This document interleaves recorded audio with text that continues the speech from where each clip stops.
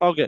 So ఈ వీడియోలో ఏం చేద్దామంటే, ఇన్స్టెడ్ ఆఫ్ దిస్ నేనేం చేస్తానంటే ఒక రియాక్ట్ కాంపోనెంట్ని రెండర్ చేద్దాం. ఆల్రెడీగా మన దగ్గర యాప్ డాట్ జేఎస్ అనేది రియాక్ట్ కాంపోనెంట్ ఉంది కదా.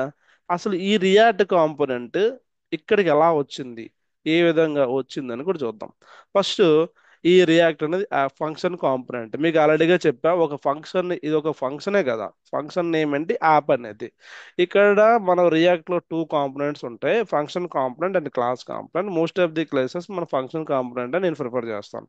ఇక్కడ ఒక ఫంక్షన్ కాంపోనెంట్ లో మళ్ళీ ఒక డివ్ ట్యాగ్ లో హెడర్ ఉంది. ఇక్కడ లెట్స్ సే ఈ హెడర్ లో ఇమేజ్ లోడ్ అవుతుంది, పీ ట్యాగ్ లోడ్ అవుతుంది, యాంకర్ ట్యాగ్ లోడ్ అవుతుంది, ఇక్కడ టైటిల్ లోడ్ అవుతుంది, లెర్న్ రియాక్ట్. ఇవన్నీ ఈ కాంపోనెంట్ కి రిటర్న్ చేస్తుంది. ఈ కాంపోనెంట్ ని మనం ఎక్స్పోర్ట్ చేయాలి, ఎక్స్పోర్ట్ డిఫాల్ట్ యాప్. ఎప్పుడైతే మనం ఎక్స్పోర్ట్ అనేది ఇలా చేస్తున్నామో, ఈ ఫైల్ అనేది, ఈ యొక్క రియాక్ట్ యాప్ డాట్ జేఎస్ అనే ఈ ఫైల్లో ఈ పర్టికులర్ యాప్ అనేది ఎక్కడైనా యూజ్ చేసుకోవచ్చు. మనం అప్లికేషన్లో ఎక్కడైనా ఇంపోర్ట్ చేసుకోవచ్చు. ఈ విధంగా మనం దీన్ని ఎక్స్పోర్ట్ చేస్తాం, ఎక్స్పోర్ట్ చేస్తాం. ఆ తర్వాత ఎక్స్పోర్ట్ చేసిన తర్వాత నాకు ఎక్కడ కావాలి ఈ కాంపోనెంట్, నాకు ఇండెక్స్ డాట్ జేఎస్ లో రావాలి. రావాలంటే ఈ విధంగా ఇంపోర్ట్ చేసుకుంటాం. ఎలా ఇంపోర్ట్ చేసుకుంటా చూపిస్తా. డిఫాల్ట్ గా కోడ్ ఉంది. అగైన్ నేను ఒక కాంపోనెంట్ ఇంపోర్ట్ చేద్దాం. ఇంపోర్ట్, మనకి ఏ కావాలి, యాప్ అనే కాంపోనెంట్. ఎక్కడ ఉంది కాంపోనెంట్? కాంపోనెంట్ ఈ ఫోల్డర్ లో ఉంది. మన ఫోల్డర్ లో ఉంది కాబట్టి, ఇన్ ద ఫోల్డర్ లో ఉంది కాబట్టి ఇలా రాసుకున్నాం. ఇప్పుడు ఈ యాప్ అనేది ఇన్స్టెడ్ ఆఫ్ ఇక్కడ కాకుండా మనం యాప్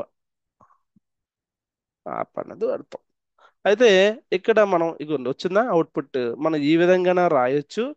ఈ సెకండ్ ట్యాగ్ ని కూడా మనం తీసేయవచ్చు. ఓకే.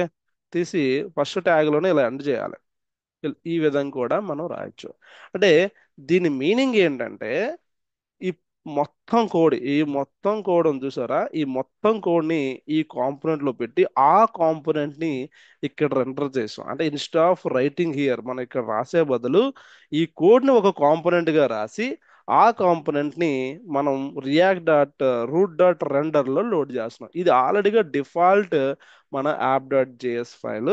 సో ఆ యాప్ డాట్ జేఎస్ ఫైల్ ని ఇండెక్స్ డాట్ జేఎస్ ఫైల్లో లోడ్ అయింది. దిస్ ఈజ్ ఇనీషియల్ అండ్ ఇది ఒక ఇనీషియల్ అన్నమాట. మన అప్లికేషన్ అనేది ఇనీషియల్ కాంపోనెంట్ ఏ విధంగా రూట్ రూట్ లో రెండర్ అయ్యింది అనేది మనం ఈ వీడియోలో చెప్తాం. నెక్స్ట్ వీడియోలో ఏం చేద్దామంటే, ఈ కాంపోనెంట్ డిఫాల్ట్ కాంపోనెంట్ కాకుండా మన ఓన్ ఒక కాంపోనెంట్ క్రియేట్ చేసి దీనిలో రెండర్ చేద్దాం. ఓకే.